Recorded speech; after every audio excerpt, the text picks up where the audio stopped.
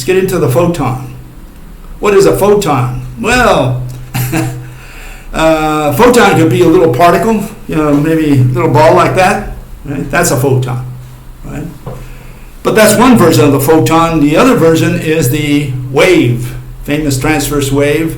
And so all these fellows out there in the 19th century primarily, right, they came up with this notion of the electromagnetic wave, the transverse wave, right? And what you're staring at is, a lot of vectors that form two fields, the blue and the red field, right? And the vectors are numbers. All we have is quantities there. And what are the fields? Also a bunch of numbers. They're a value at each point in space. That's the definition of a field. So there is no physical object called a field. Okay? But they treat it as a physical object. They represent it with this abstraction full of arrows and lines.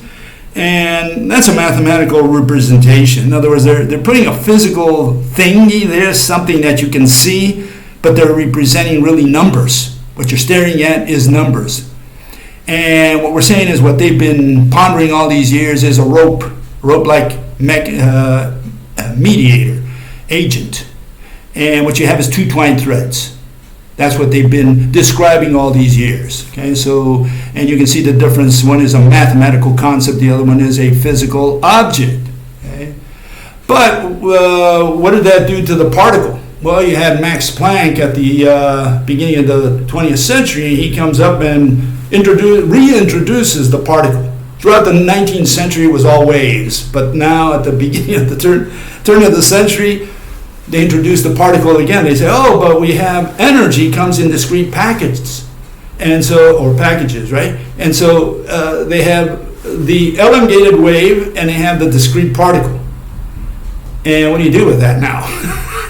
You have all these little dots, these particles, and you have also the wave. So which is light? Is light a bunch of particles strung out, or is it a wave that is a mathematical concept, right? That elongated mathematical concept, you could say, a bunch of numbers, that's all they are.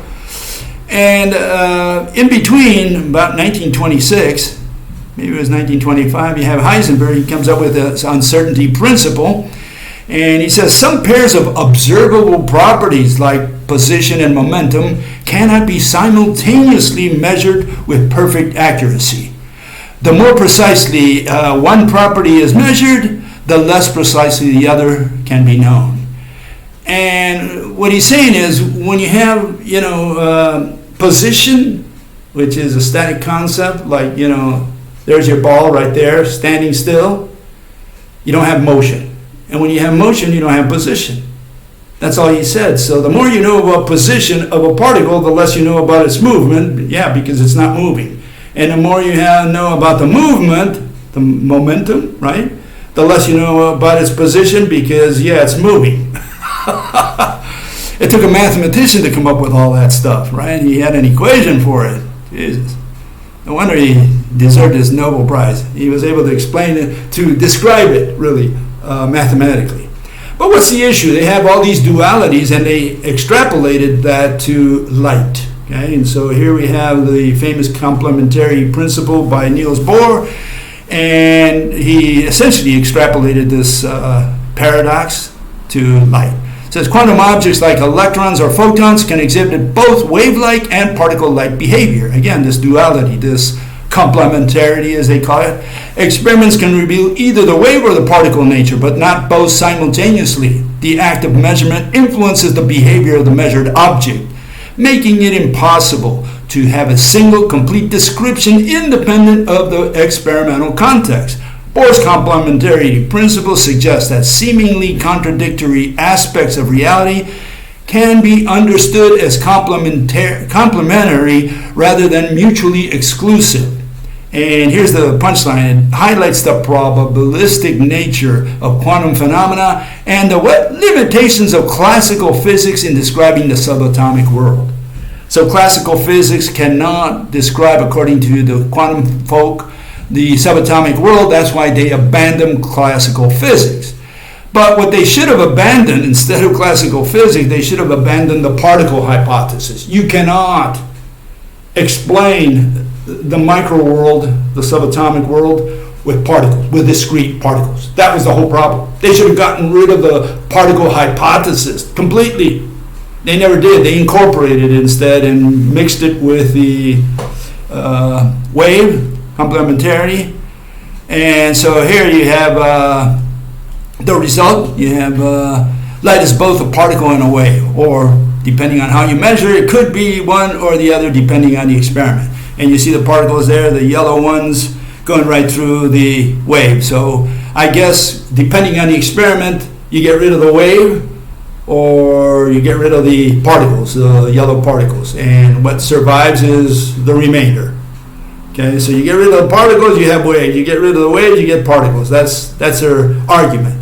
What have they explained? Nothing. They don't understand squat about the invisible world of Mother Nature. And yeah, here you have the quantum wave packet. You have waves essentially mathematized by Maxwell. Then you have Planck, and he comes up with his notion of the discrete particle, the discrete packet of energy, right? That's what there's going to be, what they're going to call a particle, even though energy is just a number. And even today you have Penrose, who in one of his books illustrates the wave packet, which is a little curly Q, corkscrew with an arrow going right through it. Ridiculous completely, all three of them, okay? Because the wave is a bunch of numbers. The particles are also a bunch of numbers because they're talking about packets of energy. And a wave packet shouldn't even be mentioned, it's just ridiculous. But this is what Penrose put in his book. Yeah. Okay, and so what does the establishment think of complementarity? Well, we'll let Sabine Hossenfelder tell us. Listen to her, okay? Here goes. We can reduce the intensity of the laser light until there are only single quanta of light, individual photons traveling towards the slits. And the odd thing is now that the photons, which are particles, build up an interference pattern one by one. This seems to show that a single photon also behaves like a wave. It must go through both slits and interfere with itself. That light behaves both as a particle and a wave is often called complementarity. So far so good. Not that it makes sense, but we've gotten used to it not making sense.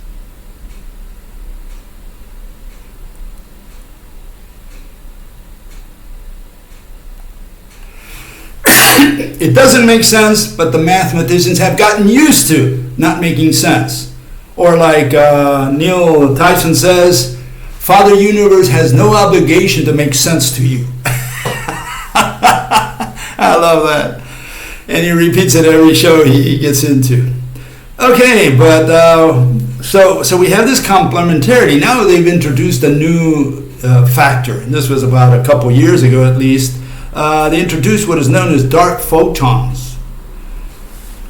Very scary stuff. If you thought the photon was scary because it's got this duality, wait till you hear about dark photons. And this is how it's illustrated. If you have the slit experiment, you have the light photons, which are the ones you will see on the screen, and the dark fringes in between them. Those, according to a new version, right, the newest version, are dark photons. And whereas light photons have no mass, dark photons are very, very massive. Why? Because they're going to try to explain dark matter with these dark photons. In other words, they're not going to say that dark matter is made of dark photons.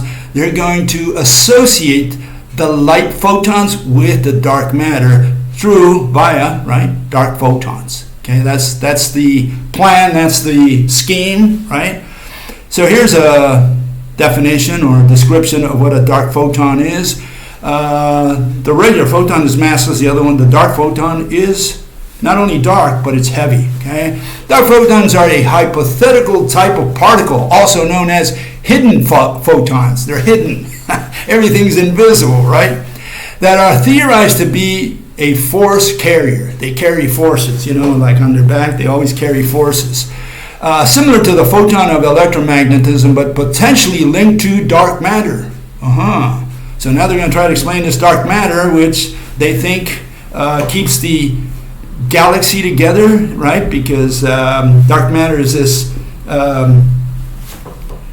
this invisible mass, these kilograms that they sprinkle on the outside of a galaxy to make the stars on the outside travel as fast or faster than the ones on the inside. And the only way you can produce that through mass is by sprinkling mass on the outside and not on the inside. Because if you sprinkle that mass between the Earth and the Moon, well, both Newton and Einstein die a sudden death. Gravity would not work the way it works today. So they had to sprinkle it on the outside. Why all this dark matter is on the outside, nobody knows. They're trying to figure that out. But here we have the savior, which is the dark photon. So they are thought to be massive. Okay, so massless versus massive now, right? Dark photons are typically assumed to have a mass unlike the massless photon of electromagnetism. They are suggested to be the mediators, force carriers, right, of a new dark force. We have all these dark forces. Everything is dark in mathematical physics. And dark matter, dark energy, dark photons, dark forces, potentially connecting the dark matter sector to the visible universe. So they're inventing these angels, right? And they're always dark angels. I guess they're evil, I would think. I don't know. And here we continue, and it shows you how they're trying to connect it to dark matter. It says, dark photons provide a bridge for interacting with dark matter particles. See, they think that dark matter is made of particles. Particles we can't see. They're all, we have no ability to see them. And I'm sure that if we sent a spaceship out there, we would not be able to touch them either, right? This bridge is formed through a mechanism called kinetic mixing, where dark photons can interact with regular photons, right? Creating a non-gravitational window into the dark sector. So we have a gravitational region and a non-gravitational region, right? And they're going to use this to relate the dark photons to the dark matter. While not a dark matter candidate themselves, dark photons could be force carriers within the dark sector, right? Mediated interactions between dark matter particles.